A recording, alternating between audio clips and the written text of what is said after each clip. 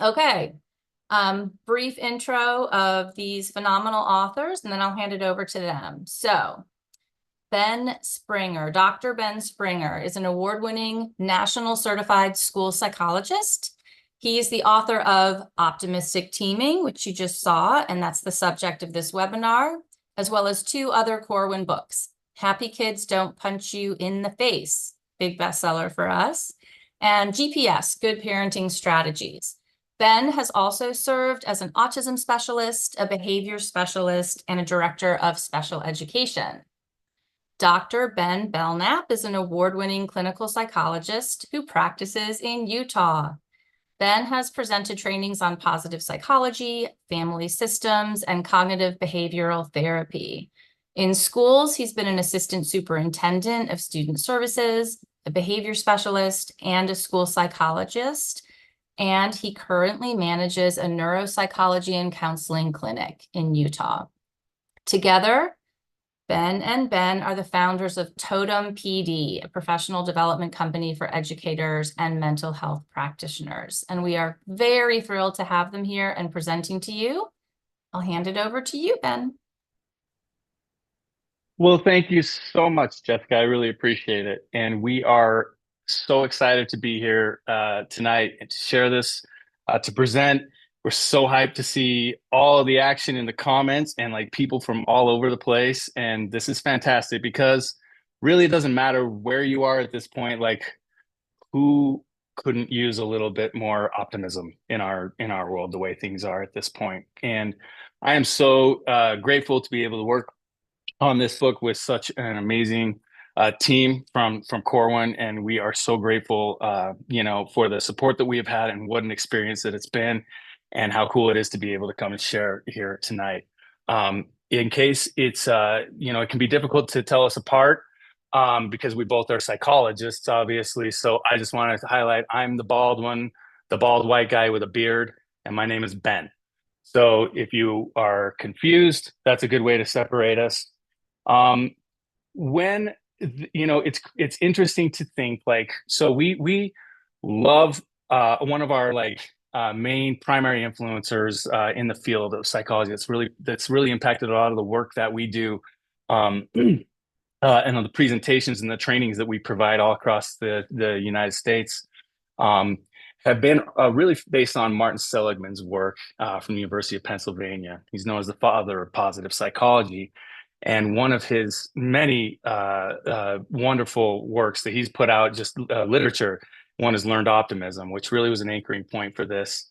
And where we really were hoping to where we believe that we've really tapped into something with this book that we are really so excited for. It hit the press, just got it in the mail yesterday. Is yes, we need more optimism. And how can we take these strategies of positive psychology and our experiences working with countless teams across the country in supporting students and managing difficult behaviors? How can we apply some of those contexts, some of those concepts from positive psychology? And that's what we're going to talk about tonight that we're really excited about. So, and there's tons more in the book. And we'll also leave some time for questions at the end. And we have Olivia, I believe, is kind of logging some questions that may come up in the chat if you want to throw those out there. And then we'll field those at the end and hopefully answer any questions that anybody might have.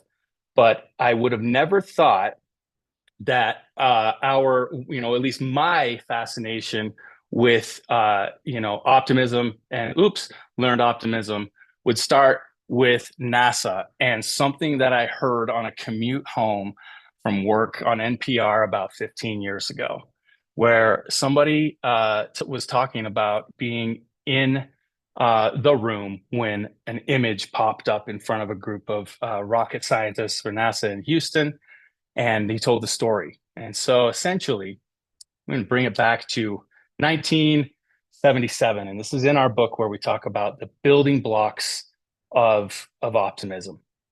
In 1977, NASA shot off the Voyager 2 with the purpose of photographing all the planets in our solar system and some moons and many images that we still see today. are because of the Voyager 2 and incredible technology. I am most certainly not a rocket scientist, and I can't speak more to it than about that.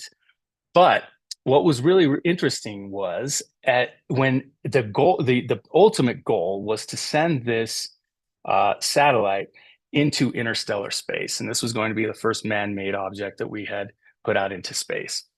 And so when this satellite reached the outermost layers of or outermost regions of the sun's solar system, the gravitational pull, they shot it off in 1977. It was in 1991. It took 14 years at 25,000 miles per hour approximately to get there.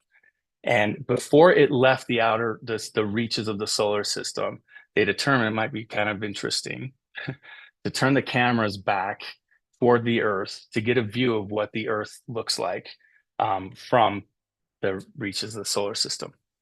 And so I don't know how long it took for that image to ultimately upload, but this person that I heard describe it in an NPR interview years and years later described it as one of the most emotional and beautiful moments of his life. And he said there was a hush that fell over this entire crowd of scientists as they looked at that image.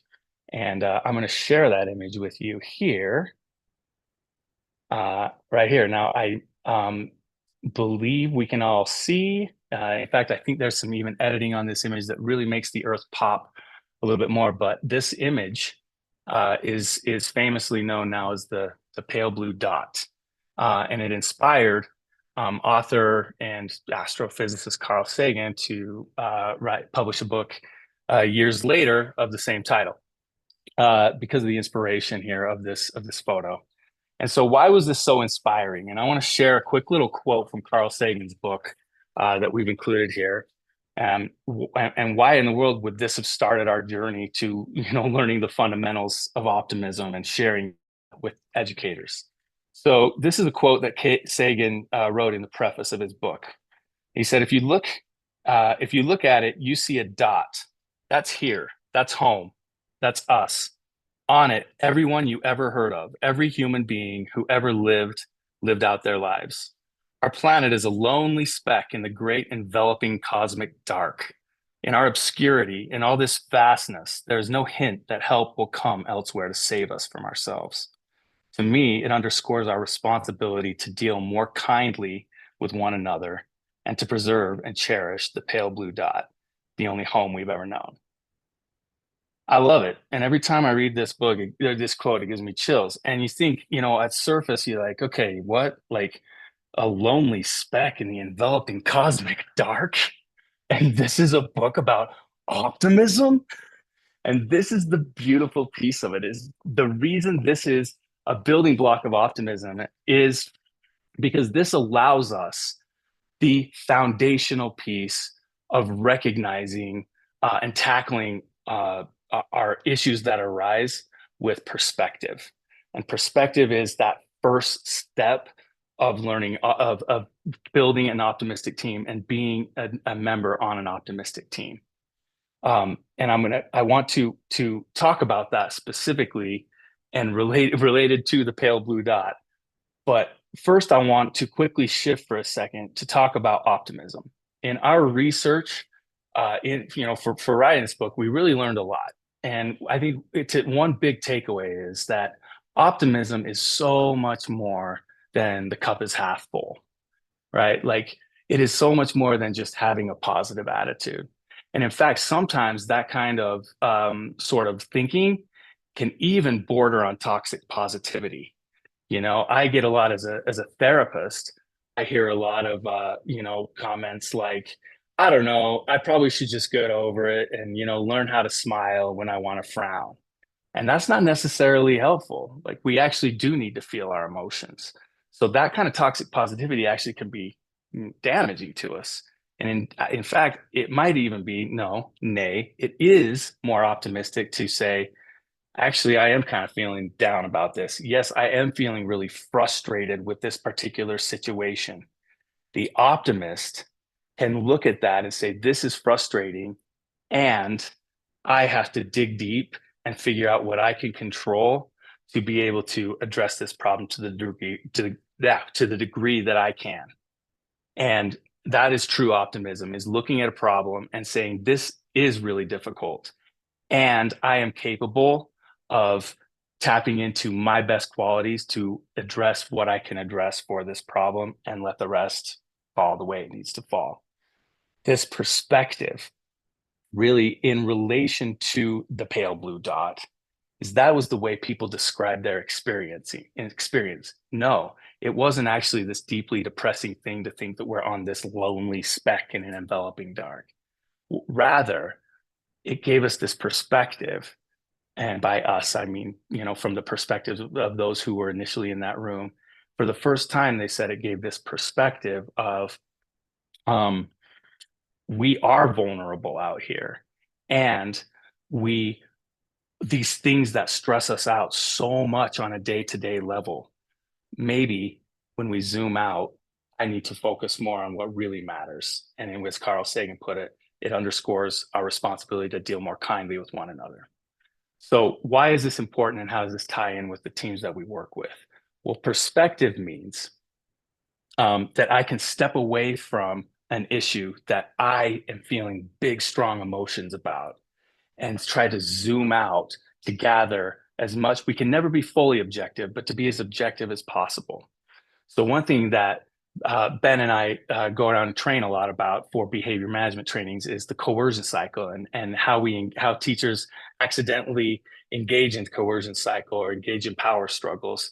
And we talk a lot about, we train how to break the coercion cycle. How do we actually break free of that? And step one of breaking the coercion cycle, spoiler alert, you're going to have to go to Happy Kids Don't Punch You in the Face to get the other two. Very well written by my colleague. But step one is to stop and try to understand the behavior. Why is this student doing what they are doing? The purpose of this isn't to right there in the moment conduct a full functional behavior assessment.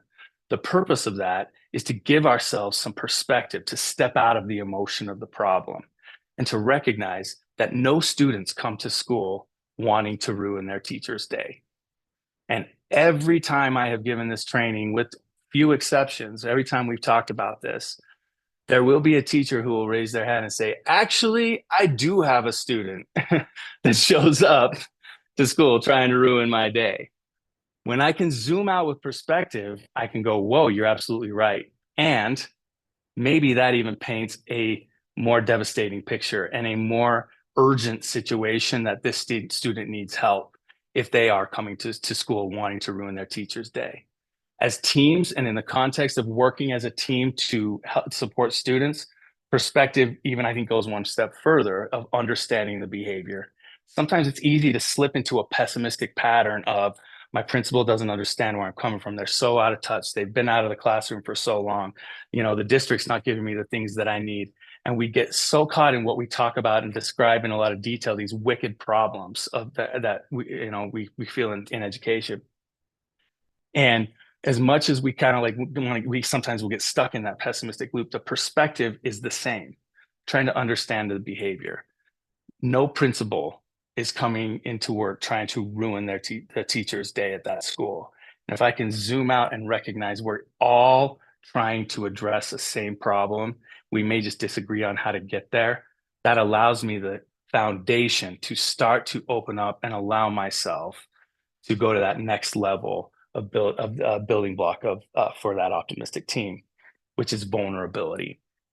Vulnerability is something I could go on and on about as a therapist, and it's also a term that I think is used so commonly that it's become, I think, so ubiquitous that it's almost underscored or maybe under reports the real value, that the weight that this term vulnerability brings. Vulnerability, sometimes I think kind of we interpret as like, I'm just going to share with you all of my like life story. And like, there's a difference between, as Brene Brown says, there's a difference between vulnerability and oversharing, right? Vulnerability in the sense of an optimistic team is when I can stop and zoom out and gain perspective. Vulnerability, I now have the space to be vulnerable and be able to recognize the things that I may need the help from the team. On which areas do I need my team support? This isn't just sometimes I think we address teamwork in education as like assigned group work from a teacher. Like if we're back in college and it's like, all right, fine, it's easier to just do it by myself. But I guess since we got to do a group work, and that like really like cuts our legs out from under us of how much power and synergy that we can bring as a team.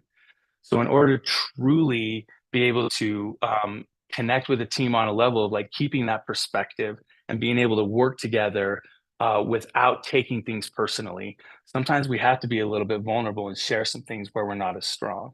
Um, I, for example, even in writing this book with Dr. Springer, like we were to a degree, we had to function as an optimistic team. And like one area where I recognize I'm weak is like maintaining the organization of dates and due dates. And Ben has recognized that and swept in and helped me with that. And he sends me reminders. And there are things that I can help him on. And rather than get down on myself and talk about, oh man, I'm so sorry, or trying to like hide it, like, oh, I don't want him to know that I'm struggling with this.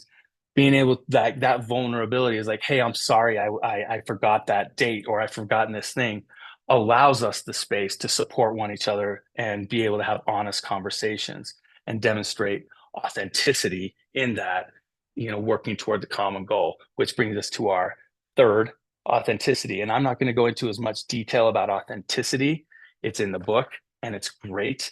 And you can talk about how it builds from perspective to vulnerability within the team to then being able to engage with authenticity and be able to say, hey, here's who I am. Here's who I am not. Here's how I can help support the team authentically. Here's the strengths that I bring to support that student. And here are the areas where I might struggle a little bit more. Then we don't get into those ownership battles of like, well, you're trying to steal the credit and I was the one doing this, which is a pessimistic killer in a team. And then finally, that leads to true accountability. And accountability being, I want to be held accountable with my team to be able to support this student. And if we put together a behavior plan that completely falls apart, great, because we can come back and be accountable, not like, oh, shucks, I'm in trouble, but accountable like, what could I have done differently to make this a more successful plan? And when we have an optimistic team, I can bring that to them and we can all bring that to one another to then assess the situation and improve because perspective, the goal is to support the student. That is the beautiful cycle. I wish it were as simple as what I talked about in 20 minutes to lay it all out. But we have in this book a lot of steps on how to build that chemistry, how to function within that team. We have examples from optimistic teams and unfortunately, we have some examples from some pessimistic teams. But another huge part that I feel is so valuable of this book is we have ready to use right now really awesome tools in our appendix section that really is like really, really thick and super detailed. And this is what Ben and I pride ourselves on in the trainings that we do is we want people walking out of there with a few things that they can put into action tomorrow. There's a lot of great theory in here, and we want to be sure that we can take this and apply it to our students. So Ben, I'm going to turn it over to my compadre. Let you take it from here and blow our minds, sir. Well, it's always a pleasure and a blast working with you. We're actually at different parts of the country. Ben's in back in Utah, and I'm out in Florida, and at a Holiday Inn, Express. So if you're curious about my background, this is I can't take credit for any of that. But we're so excited about this whole idea. I've known Ben for 20 years. We've been friends since we met, and we've been a part of been fortunate to be a part of a lot of really great school teams and work together as consultants across the country. And it's so exciting seeing all the people pop up on the chat and to let you know this is it. Like when Ben and I are geeks, we geek and we just share. So the whole book is sharing and from our mistakes, right? Like Ben and I have tried so many things because we've been such geeks since we met at the University of Utah about working in schools and addressing those like all age groups, right? Preschool, elementary, secondary, post high. Ben works a lot with with therapy and outreach. I do a lot more work with parents and outreach now as well. And I think part of it is, when we share this stuff, And if you were to work and see kind of the crises and the situations that all of these school teams are facing, you would think we're kind of gluttons for punishment. But the reality is, in every school and every school team out there, and this includes the parents and the teams and all the leadership, one thing is resoundingly clear, coast to coast, is like educators are locked in wonderful people. And if we can offer anything to help you in, face the challenges that you're facing with these really tough situations, because they are tough. I think if you're on this webinar and you kind of know what Ben and I do to support teams, you know what we're talking about. These are the kids who are scratching off eyebrows, throwing chairs, peeing in the wood chips. And we've got parents, that are either at their wits' end with us or the school or the kids or all of the above. And these are very, very stressful situations. And this is our work probably has all come to this, right? We're such people pleasers that when we started doing consulting, we wanted to just give teachers and teams the thing, because I'm an educator. I work in schools. Like, give me the thing for the thing. I don't want the talky talk. Give me the thing for the thing. And what we've found out is that the tools are meaningless. Honestly, there's so many great evidence-based strategies out there. You don't need us to point your compass to that. If you do, we certainly can point your compass to really great interventions to support kids and teams and families. But none of those tools, and at least what we have found, none of those tools actually work unless we ground them in this, and not just Ben and I showing up, and attempting to be optimistic. Like, we sit down with teams and we have to walk through these steps. That DNA that Ben talked about that builds optimism is our real steps that we go through. In the book, we have activities, team-based activities that are perfect for professional learning communities, leadership teams, specialist teams. Those of you that are kind of similar backgrounds of Ben and myself, of being maybe specialists, or maybe you're just coined the specialist because you're like, hey, you got to come deal with this behavior problem. And we want you to have these tools because we've been there, we are there, we're working through a lot of this stuff, and we want you to be able to not just take this as a book and keep it on the shelf like, oh, I got this this book and these guys are kind of funny and whatever. We want it to be a desk reference, like, oh my gosh, what do we do, what are we facing here? There's so much need in public schools and in schools in general, and anything with behavior management with kids. There's so much need for being safe, and that's not just keeping the kids and the students safe, but our colleagues and ourselves safe. The longer I work in schools, the longer I work with teams, the more I just respect like all of the nuance that goes into, like, what do you do when a kid starts acting like a cat and running under tables and scratching scratching people? Like, what do you do? And we've got all these, which are appropriate, laws and rules and regulations under the IDEA and all this stuff. Those are all really good safeguards to have. But unless you're doing this, you don't understand the box that it puts you in. And it's like waking up every day and be like, what am I supposed to do with a team that may or may not want to be involved in the first place with this student? Maybe the student moved in and the team's never been prepared or never seen anything like this. We work in major metropolitan school districts, rural, semi-rural, rural, across the country, and it's no different. Like, every school building in the country has a kid and a team and parents and this whole the whole system dynamic that's really, really struggling. And it breaks your heart. And this is the hard part about being like a compassionate educator, is the longer you do it, you can your batteries start getting drained. And when Ben and I were drafting ideas for this book, that was what it was all about. Is like, dude, I don't know, man. This is hard. We're in year 20, whatever of this. This is hard work. And I don't know. And I honestly don't know what I would do without Ben. I feel like I'm talking about third person, Dr. Belnap. What I would do without Dr. Belnap, and other teammates that I have. I work with this really great, I worked with just tons of teammates that you'll meet in and out of, then we highlight some of them in the book, that have really just taught us lessons about, like, we do need to reach out. We do need to zoom out. And how do you do that with a team? How do you work in a PLC that is struggling? It's like, nope, we're not talking about behaviors. Nope, I don't do this with kids. Nope, this kid shouldn't be here. Nope, no. And you hear just no, over and over again. How do we deal with this? And then how do we start to say yes? How do we start to say, yeah, this kid is dangerous. This situation is untenable. This is unsafe for everybody. And we have to have a space in our line of work where we can have all those conversations. How to address people that are, rejecting support and help, and then how to address staff that are like, no, no, no, Springer, Belnap, we've tried everything. Like we're getting our butts literally kicked and handed to us every day by this very large, very intense, very aggressive student. And they're all the real questions that we got to be asking. And without teams, I just don't know how anybody could do this alone. I honestly have no idea how anybody could do this alone. And, being a friend to Dr. Belnap over the years and being able to write a book about teaming is meaningful to us because that's what we've done for each other. That's what we try and do for teams is hey, how can we tighten the screws and fix a leak here? And when can we actually start admitting that we are absolutely out of options? And those are real conversations that we have to have. And we hope that this book walks you through, our experiences and how we come to that. And then if you enjoy the book, this is always the funny part about writing books, because we're very heavy on the tools section. And the last chapter is bring it all together, and all the appendices are the tools.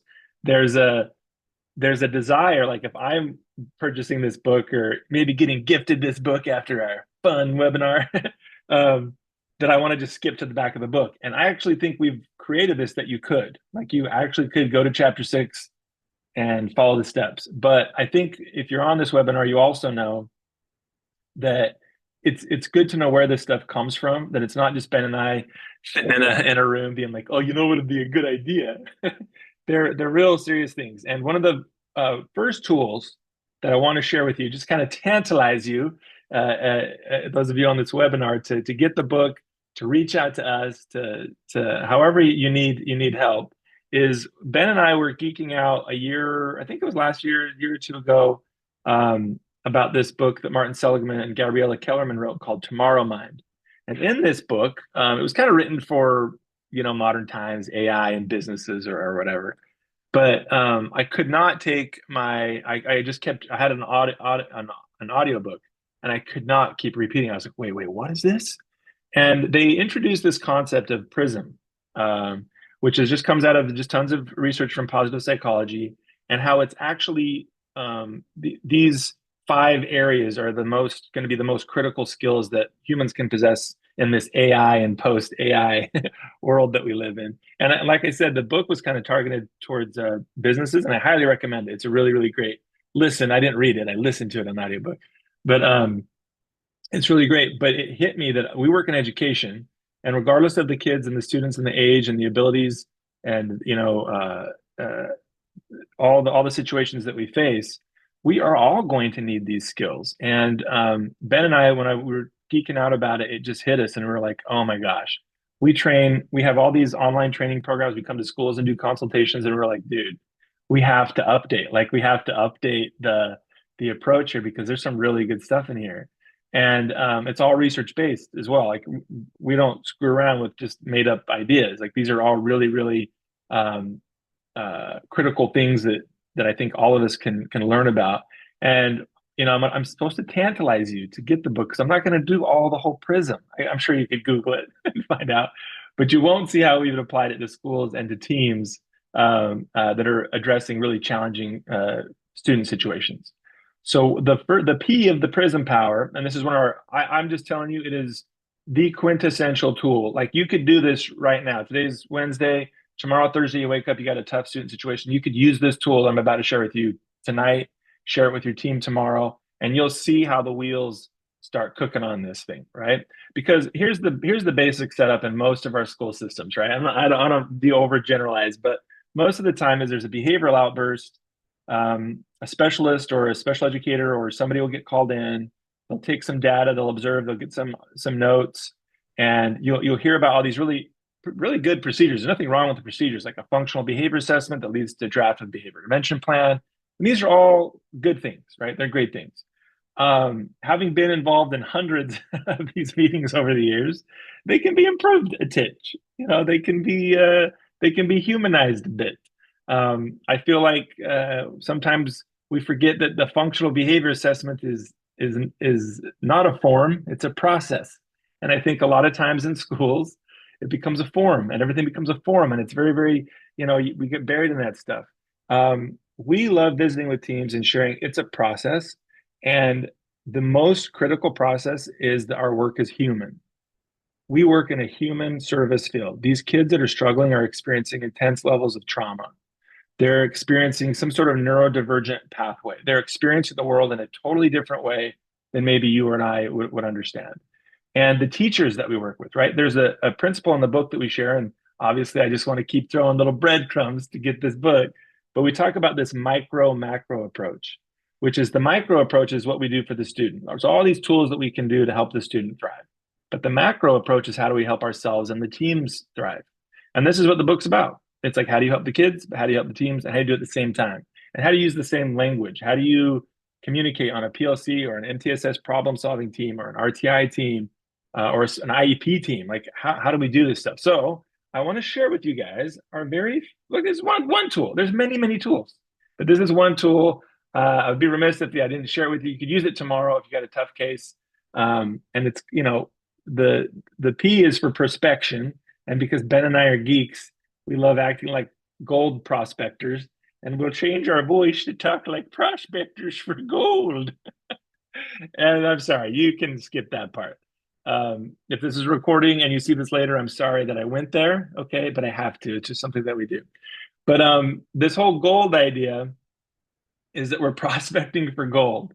And imagine a team where a kid literally just scratched the eyebrows off of another student.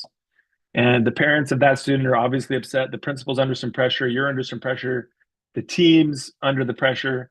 And we want to get the specialists in there. We want to come in and swoop in and help everybody out. The problem is if we don't take these steps, a lot of our responses to that student are reactionary and emotionally driven. They really are. And I honestly am a human. I don't know how we don't react when you witness a kid disrespect somebody, or you get spit in the face upon by a student. Like, how do you not respond emotionally or react to that or take it personal or whatever? Like, it's hard work to do. And the problem is if we are reactionary and we do take things personal, our plans don't work out very well. We're not very good at rallying teams. And it's just hard to keep the mojo going on these really, really difficult situations. So what are we prospecting for? What is this prism power, the first prism power of this fuel that keeps our teams going? What is it? Well, the art of prospection is the ability to look at the horizon. And I will be the first one to tell you, when I first started out in my career as a behavior specialist, as a psychologist, nobody told me. They're like, most of my behavior plans were like, the function was escape and attention. Therefore, we must teach this child how to gain attention and how to get escape on their own terms and our terms in a safe way and blah, blah, blah. And I thought I was really good at that. And I thought I understood the concept of it. And there's nothing inherently wrong with that, right? It's evidence-based principles of applied behavior analysis. But what nobody told me, and I want this to go to every team, anybody new in the career, anybody veteran in your career. I want this to be a message. We have got to look a lot farther than having kids learn new skills about how to get attention and escape. Do we have to hit those marks? Absolutely. I want to hit those marks. But we have to look at the horizon for kids, because if we don't do that, we don't know how to rally teams. We don't know how to draft good behavior goals or IEP goals, realistic ones, I mean. And if we don't do these steps, we will miss so many opportunities for growth as a team. And we will also miss opportunities to learn more about how to help a child and a family and a system. So it's pretty straightforward. It's gold, prospecting for gold. I can't help it. Sorry, I have to do it.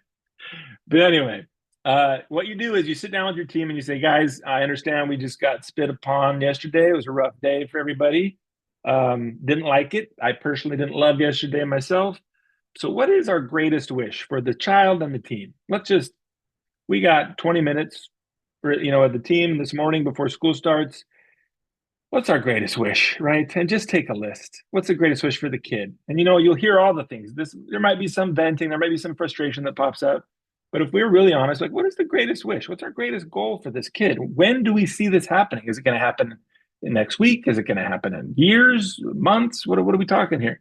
And you just have a nice, few minute conversation about what's the greatest wish for this kid. And a lot of kids that I work with are sassy. They are oppositional. They are obviously aggressive, disrespectful towards authority. Like honestly, an officer could come in full law enforcement, get up, and this third grader could care less. That these are the types of students that we're working with. I know you all are working with, and we've got to have a really strong understanding of what does the future look like for this kid. What is the best possible outcome for the student? I mean, post high school, in their relationships as a human being, driving to Walmart in 20 years. What's the greatest wish that we have for them? And working back is how we make realistic goals. And it's how we rally a team. In my first book, we call this a vision building, and it is the same concept. But now we also want to pivot to the team. What are we looking at here before winter break? What's the best possible outcome for us at winter break? And if you have this book and you're the team lead, or you're taking a leadership role, or you're just trying to contribute to help, this is critical stuff to include. What are the team's needs? What outcomes do we want for this team? Because this is what we got.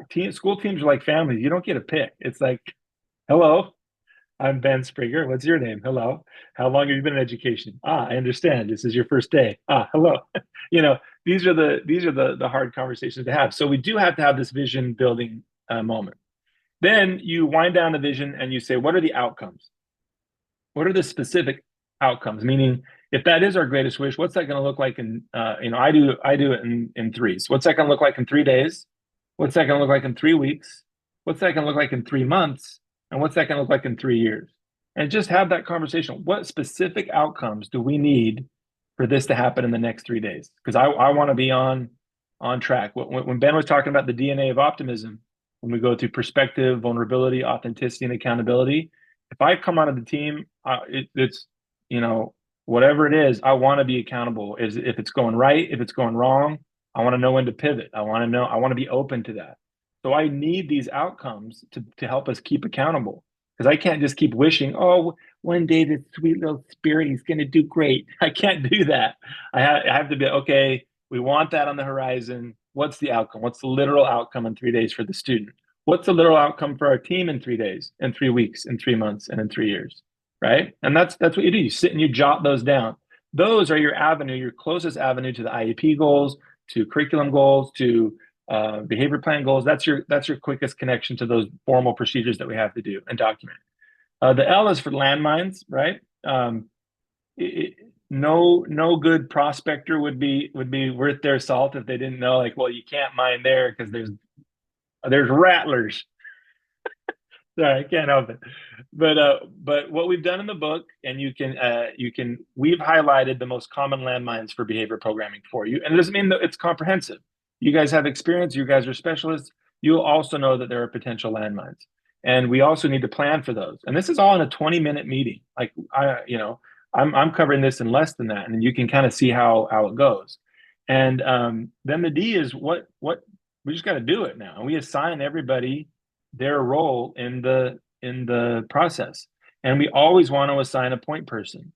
And that point person may or may not have known at the beginning of this meeting they were going to be that point person, because I've noticed more times than often that can shift based on who has the rapport, who's got some insight, who's got boots on the ground with the student the most. There's insights there that can go on for it. And this is just one of the tools that we have gleaned from this evidence-based research and the applications of positive psychology, that the skill of prospection is what's going to define our futures as educators, our ability to work in a world that's vastly moving at a pace that none of us can keep up with. And this ability to look at the horizon and think of this. This skill helps teams. This skill helps kids. This is a universal human skill that we can start sharing with one another. And it's just prospecting for gold. And the idea is that when we don't go through this process, we tend to underestimate what it's going to take. And anybody that's had to do like a home remodel situation knows exactly what I'm talking about. We constantly underestimate what the cost is going to be. And then there's actual research that says if you want to get it right, literally invite a friend over for some drinks and say, hey, I'm thinking of doing this bathroom remodel. What do you think? The friend actually has a more accurate understanding of what it's going to cost than you do. It's a weird research has been done on this, and that's why we include the L in the goal. Is you got to have someone that says, I don't know, have you thought about this? Have you thought about the medical needs? Do we have access to the nurse? What do you do, in a fire drill with this kid? All these things that we need to set up are things that can be helped. So that's one tool, one of many. I think we have almost a whole alphabet of appendices. I think it goes A to W. I don't think it goes all the way to Z, but that's just how many tools there are. And this is a tool I wanted to end the evening on, and then we'll take some Q&A. By and large, the past 5 years of my life as a professional has been visiting with teams and looking over the behavior results, helping with psychological assessment, things that you do. And I've seen really outstanding teams. I witnessed really outstanding behavior intervention plans, really creative solutions. One thing that seems to be missing quite a bit is a safety protocol for the staff. What to do when, right? And there's a whole situation that is folded up into this. Not only do we want to keep each other safe, right? But it's not just our physical safety. When someone on the team uses these resources and says, "Hey, this kid's they're a challenge. They're fill in the adjective that we used to describe the child. But I'm here for you right now. Like, what do you need to feel physically and psychologically safe? Before we execute this plan, I don't want to do that without you. And I don't want to do anything that makes you feel uncomfortable." And I know if you're listening to me right now on this webinar, I know you know what I'm talking about. There is this, I don't know, misunderstanding is not the right word, but it's like educators that find themselves in these situations helping kids that are suffering from trauma or some sort of neurodiverse situation, and they're interpreting the world in all these dynamic and different ways, and they get low frustration tolerance, all this stuff. If you find yourself working with kids like that, you're compassionate. And what happens is a lot of times we end up putting other people's needs ahead of ours, and it's almost like a default setting. It's like, oh, I think I'll just step in, I'll help. And what Ben, when we were kind of drawing down notes for this, for the concept of this training in this book, Dr. Belnap had brought up all this, this experience he's had of in his practice. And honestly, I think personally, he shares it with me, is this book called Self-Compassion by Dr. Kristen Neff.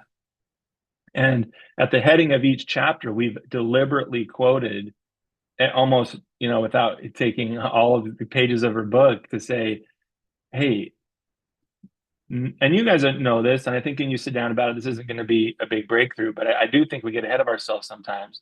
But if we're not taking care of ourselves, and the most important teammate that we can support is ourselves, then we're not going to feel safe, and we're not going to do a plan, and we're going to get burned out, and we're going to get sick of kids, and we're going to get sick of school systems. We're going to get super jaded, and we're going to be like, I hate this. This is a joke. And what a ridiculous, absurd situation we're asked to be put in every day. And it's a hard place to dig yourself out of.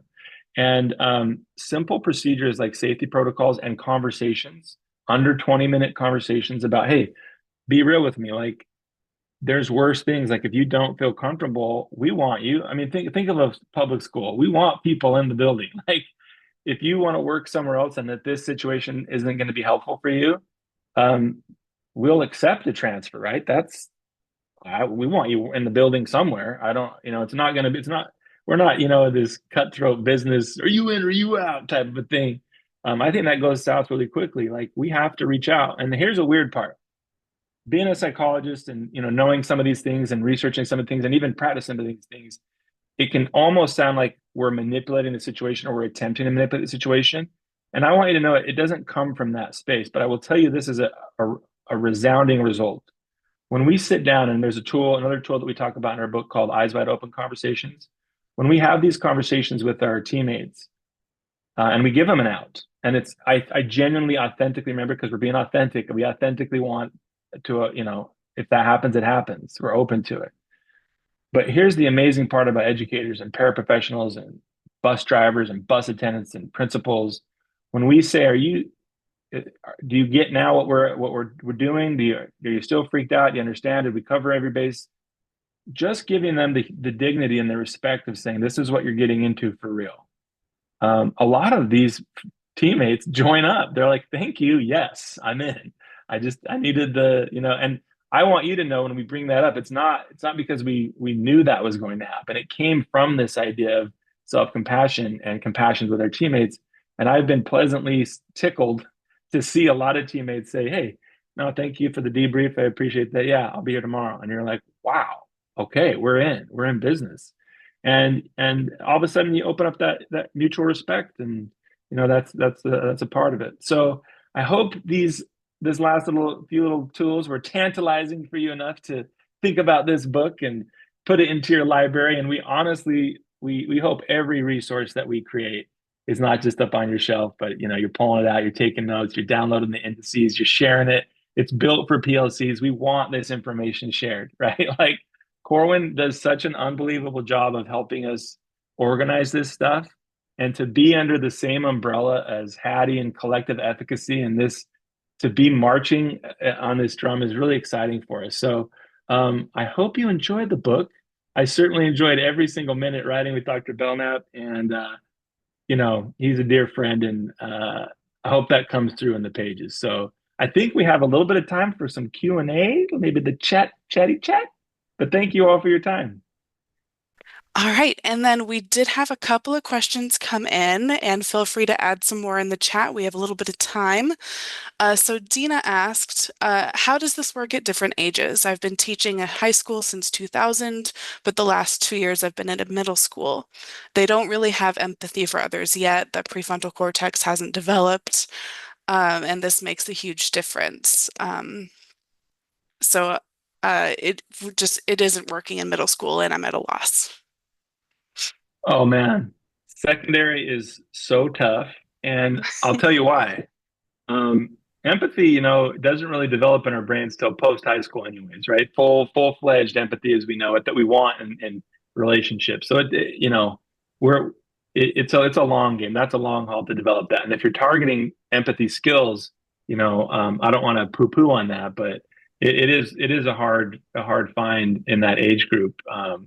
They're all very self-centered and egotistical. But and I'll give you my take, and I know Dr. Belnap can give you his take, but the quick take is I found secondary to be hard, not just because of all the, developmental puberty, self-identity, all that kind of stuff happening, but we have too many teachers on teams, and that's why it's hard.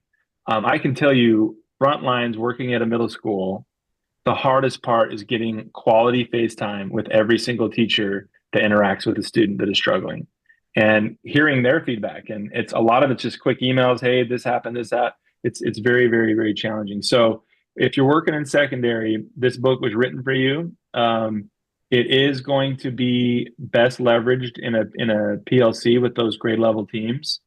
And if whatever your role is, if you're a special educator or a school psychologist or some sort of specialist and you're addressing behavior problems, a lot of it is just going to be building that rapport with those colleagues at the secondary. It's hard. It's hard to do. And secondaries, man, the rigor is pushing it. The teachers are really pushing, curriculum hard, and they're overwhelmed. The classroom teachers are overwhelmed. And so it is, our first chapter is actually called Wicked Problems. And you're going to learn a lot about, there's some stuff that's just out of our control, like you're talking about empathy development, things like that. So it was written for you. If you had that question, I didn't see your name, but there you go. There you go. It's for you. Ben, I don't know if you have any other thoughts on that. That's it. No, that's it. I was just thinking, wicked problems too, because here's what happens. Like, we talk about wicked problems. We go into a lot of detail about what that is, but it's essentially these problems that don't have solutions. Like, unless somebody out there figures out some injection that we can give middle schoolers to, develop a prefrontal cortex a little bit faster, right? We're kind of stuck as a wicked problem. And so recognizing that allows us to gets us out of this negative space, because the pessimism can start to foster there in teams. Like, when it's like that whole, like, we're teaming together to talk, can really quickly turn into a form of pessimistic teaming, which is called common enemy intimacy, where we as teachers can sometimes create a common enemy of a student and be like, oh, can you believe this? Can you believe that? Oh, and their prefrontal cortex are out of control. And so the optimistic spin, I think, is like, okay, look, this is a problem that we cannot solve now. Let's get to the brass tacks of it, of like, what are the problems that we can solve? How can we use our perspective? How can we use our own vulnerability with one another to be able to like team up and really help this kid the best that we can, recognizing the limitations we face? Mhm. About all I got, man. All right, and then forgot our that. next question from Gwendolyn is, what do you do when an elementary school student who has been diagnosed and taking medication for ADHD is repeatedly exposing himself, touching others, acting on impulses? Do you have any tips for modifying those behaviors? Oh yeah. I mean, sounds like you know, that's a very, in a weird way, I hate saying this, in our line of work, it's a very common problem. The little kids, like pre-K through two, I'm telling you right now, man, that is a whole situation out there. A lot of it is because they just haven't been socialized yet. So you're going to see the quirkiest, most like jaw-dropping behavior, and this what you're describing is really, really serious. And everything that we have, if you consume what we have, I think what Ben and I will have a limitation to do is there's, specific consultation. That's why we come out to school teams and we help, because there's nuances that we need to find out and discover. But in general terms, everything that Ben and I have ever worked on is for that case. How do you protect that student's dignity? How do you keep everybody safe? How do you explain to parents and other kids what's happening? How do you talk to parents and kids about ADHD and medication and appropriate, boundaries at a school level? I will summarize it with this: the best discipline is instruction. And as tiring as it may be, especially for the younger kids, we have to do so much more teaching before we jump. I don't want to say before. It runs parallel to the consequences and the safety measures that we take. So it's just a lot of patience and a lot of nuance. That obviously that's what we go out in schools and support with is the tricky parts. There's probably a detailer here and there that you would need to share with us that we could get more specific with you. But if everything that we do, we share. So Happy Kids Don't Punch You in the Face is all about kids who are doing behaviors that are coercive, they're trying to get their way or get out of something. GPS is all about, okay, how do you help the parents that are dealing with kids that are doing these things at school? And then this book, if you think of it like a trilogy, is like, okay, well, how do you organize the whole team to manage that? And so I hope these resources, I mean, they've been custom made for what you just described. Exposing yourself and impulse control. If we don't fix that in elementary, it's going to be a long haul, and we want to give you the tools to do that. I would add just one quick keyword that comes out to me when I hear ADHD is that when we focus heavy on consequences, reward, punishment, whatever else, it's just it can be an exercise in futility because we're expecting them to engage the very thing we're intervening for. Use your impulse control to think better of this, that you could get this better thing instead. So off the cuff, I would say, definitely read the book and definitely go heavy on preventative, functionally based antecedent type strategies. Yeah, it's a great point. All right, I think we got time for one more. So Anna asked if you could recap the gold part, and then Dina also asked for a little bit more explanation about landmines. Yeah, I would love to. So really think of this as you're holding court with your team. And fill in the blank. This could be the kid with ADHD who's exposing himself. This could be the middle schooler who's, saying sexually explicit things in class and flipping everybody off or whatever. Fill in the blank of the behavior, and be in the room. It's tense, right? People are like, "Oh man, this kid is driving us crazy." There's pressure. I want you to, put your head in that space, and then remember that these skills for teams are going to be based on our ability as a team to do prospection, so to look at the horizon. And what you'll find out in the book is we really want to be able to teach teams how to make realistic goals. And a core component that you'll find in the book is we don't just make a greatest wish as an activity. We make that based off the level of the awareness of the child, of how their impact, are they aware on an informal scale, medium, low, or high, of how their behavior is impacting others. If they have a low awareness, like they're not connecting the dots that, ripping your clothes off and running around the playground is affecting all these hundreds of other kids. If they have zero idea, then our goals and our greatest wish have to be pretty conservative. If they have a medium awareness, we can go a little bit more aggressive on the goals. And if they're super aware, they're doing it intentionally, they love the attention, they think it's hilarious, and then we can have really, really aggressive goals about improving that behavior. And once you have that awareness, and we cover that in the book about how to get there and how to work through that through a process of motivational interviewing and things like that. Then you set out this greatest wish thing. So it's based and grounded in reality. It's not la la land, kind of a wish, like magical thinking. It's not that. It's grounded in reality. And then the outcomes are, okay, what is it going to look like in the near future, the medium distant future, and the far distant future? How will we know that we're reaching those goals or that greatest wish? And then the landmines, to get more specific about it, are what I talked about that's connected to the next tool is a common landmine for a lot of behavior programming is they don't have that conversation about safety protocols for the adults in the room, the team. So that's a landmine that we talk often about. There's not a landmine to be able to kind of coordinate a PR team to communicate with communities where information is spread in schools and communities like crazy now. I'm sure you all know this. And so when we're trying to really support a child and a team and a family and a system, the negative feedback can really derail the progress. Like if there's just people that misunderstand it or don't know what we're doing because there's a lack of transparency on our part, those are parts of the landmines that we talk about. Is be super transparent, but also be proactive about how you're communicating about how the school district manages these things. So many schools and communities are getting more and more, the trust is starting to wane, at least in the school districts that we visit.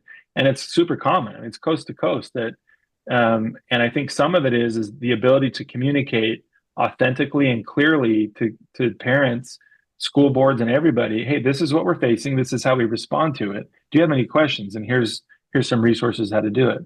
And so those are some samples of landmines. And then when you get better at this exercise, you're going to discover the landmines from your background and your experience in your community and your schools that you to plan for. It's basically like asking a really good friend to look out for you and say, hey, before we move forward on this plan, what do you think? Am I missing anything? So I hope I answered your question there of how to do it. And of course, the step-by-step is in the book to get in more detail about that. All right. Well, I think we're just about out of time for today. Thank you both so much. If you have any questions that didn't get answered today, feel free to send those to us at info@corwin.com, and we'll send those along to get answered for you. But yeah, thank you again, Ben and Ben.